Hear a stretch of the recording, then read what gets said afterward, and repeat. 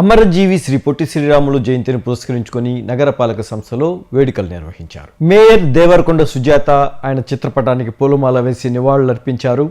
ఈ సందర్భంగా ఆమె మాట్లాడుతూ తెలుగు జాతి కోసం 58 రోజుల పాటు నిరాహార దీక్ష చేపట్టి ప్రాణత్యాగం చేసిన మహనీయుడు పొట్టి శ్రీరాములని కొనియాడారు. ప్రభుత్వం అమరావతిలో 58 అడుగుల విగ్రహాన్ని ఆవిష్కరిస్తుండటం గర్వకారణమని మేయర్ తెలిపారు.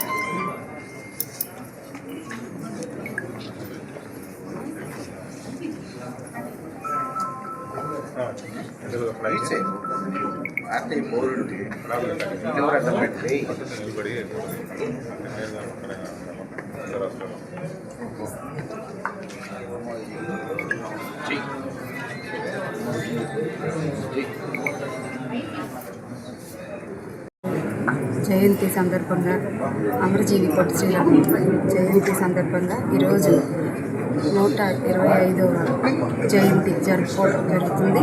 అలాగే ఆయన త్యాగం ప్రతీకగా మనందరం ఆయన ఆశయాలు త్యాగం మనందరం స్ఫూర్తిగా తీసుకుంటూ అలాగే ఆయన 58 రోజులు ఆమరణ నిరాహార దీక్ష చేసి ప్రాణత్యాగం చేశారు.